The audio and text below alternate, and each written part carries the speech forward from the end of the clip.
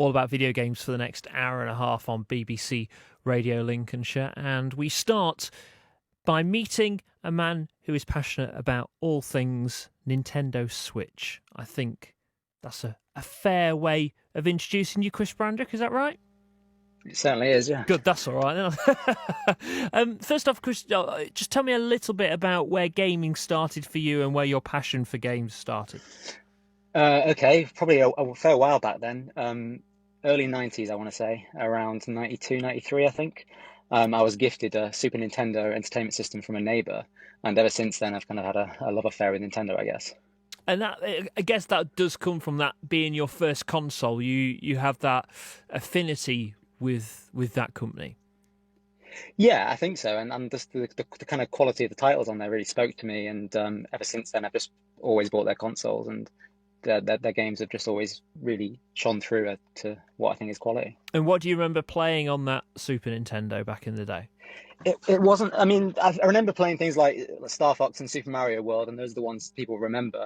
But for me, mainly, it was the Nintendo 64, which really rooted my love for Nintendo games.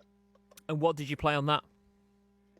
To be honest, it's my favorite game of all time, and it's Super Mario 64. It was a launch title for it. It came out in March 1997, so it's getting on a bit now. What's that, like 20 or 23 years? So yeah, Super Mario 64. It's just always held a special place in my heart. And I think I was 10 at the time when it came out, so it just seemed vast, like this massive game where you had so much to do, and it just seemed endless. Of course, by today's standards, it's quite small, but back then it just seemed infinite. And I guess that generation of consoles, that was when we saw so many more games being produced around the N64 era, wasn't it? And the PlayStation out as well.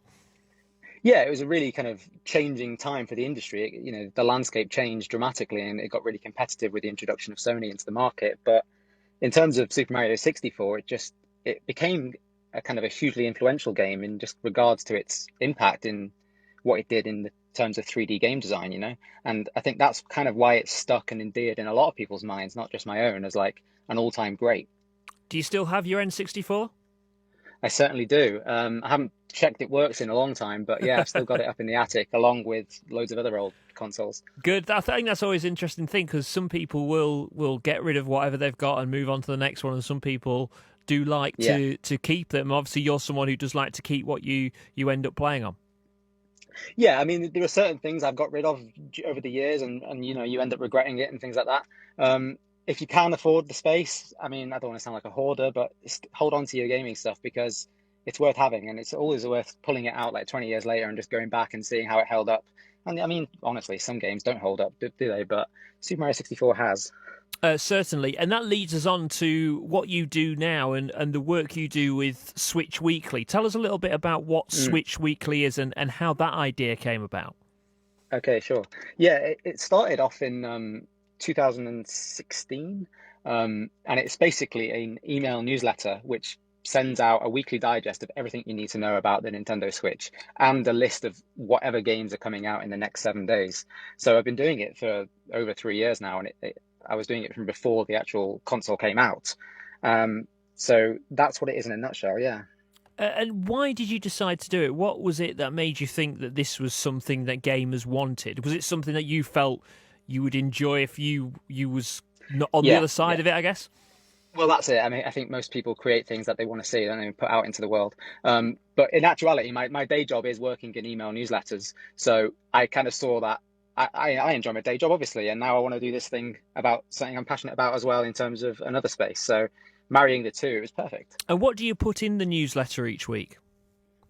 I put in a collection of reviews of the games that have come out in the week prior, opinion pieces around like Nintendo, the company, the kind of industry at large, and like I just said, like a list of all the games that are coming out and what my picks are for the weeks and things like that. I guess it's that kind of thing where if you haven't got a lot of time and you want to know what's coming out, what's good to play, what's not good to play, rather than scrolling and searching the internet, you kind of do the work for people. That's the idea, yeah. I mean, I'm guilty of spending far too much time on Twitter keeping up with things, and I think a lot of people are. And if you want to avoid that, then every Sunday I'll send you a concise kind of digest of what you need to know. And what reaction have you had to your newsletter and the work you do? Yeah, it's been pretty good. I mean, but I think part of that is in response to how Nintendo are doing at the minute as well. I mean, I've got around 7,000 people who receive it now every week, and they always seem to enjoy it, and it goes down very well. But yeah, I think large part of that is down to Nintendo having a successful few years as well. Now, you've got a YouTube channel as well, which I was Hmm. watching earlier on today, and I noticed that your most successful video, explain this, is the unboxing of something. What is this Yeah, about? Explain what this is, and why do you think this video in particular has gone down so well? I mean, it's one of those things. I mean, YouTube isn't something I particularly focus on, but every now and again I do put up a video with some gameplay footage or a review, or like you just said, an unboxing. And this is just something I recorded like off the cuff. I was in a hotel room and I just received it.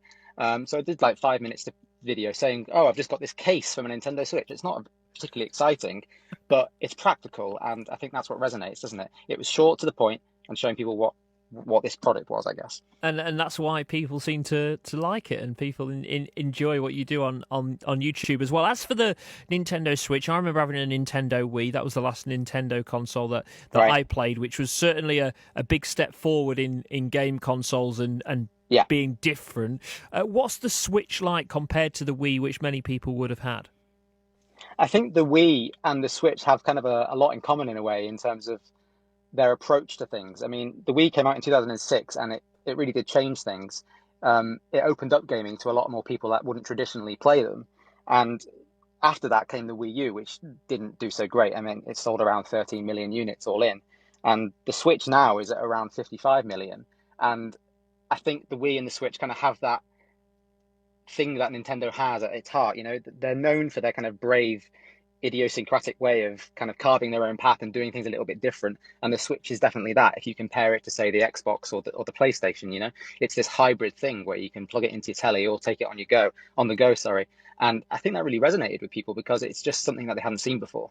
I guess that is the thing, isn't it? It's that mix of the traditional console and then what you would see in the 90s is the Game Boys and things like that, Mm. putting them together, but putting the quality of your modern day console into the Game Boy aspect, I guess. Yeah, and I think the appeal of the console is seeing these console quality kind of games in a handheld form factor. Being able to play games like The Witcher 3 on something that small is incredible to a lot of people. And being able to play like The Legend of Zelda Breath of the Wild while lying in bed is something that you wouldn't have been able to do before. And do you think that the popularity of this console is down as well to some of the classic characters, your Mario's, the Pokemon games as well, which you can get, these characters that have resonated with generation after generation that the adults might have played within the early 90s on the Yeah. Nintendo or the SNES, and going through to the modern day where maybe their children are playing with the same characters on the Switch? Yeah, without doubt. I think Nintendo have got a real roster of kind of timeless characters in their kind of portfolio, I guess, is one way of looking at it.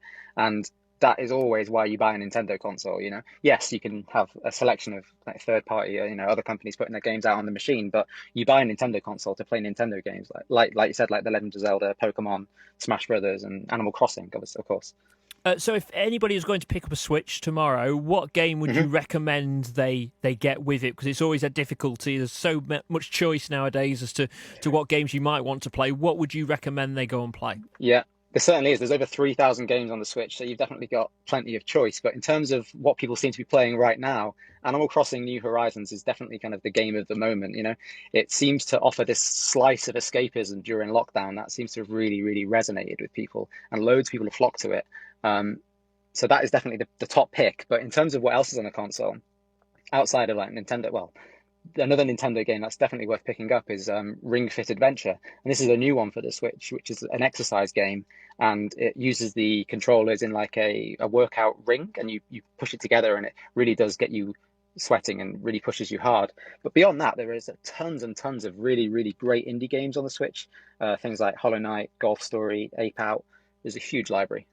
Sounds fantastic. Lots of choice for people to go with. Yeah. And if people want to, they might have a Switch or they know their children or grandchildren have got a Switch and they think, oh, this is a great way of deciding what to get them for birthdays, Christmases, your newsletter. How can they get involved with Switch Weekly, and how can they get that email dropping into their inbox?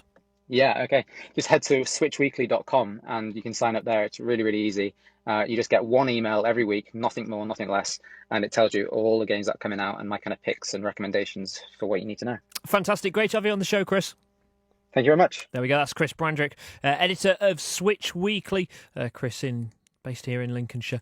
As I say, every week we speak to gaming enthusiasts in the county, and there are so many different enthusiasts, which is great. And we hear about all the different consoles that they are loving playing, that they might have in their lofts, that they enjoy sharing their passion about, and they share it with you here in our county. So good to have Chris with us on the show this evening on BBC Radio Lincolnshire. It is 8 minutes to 8.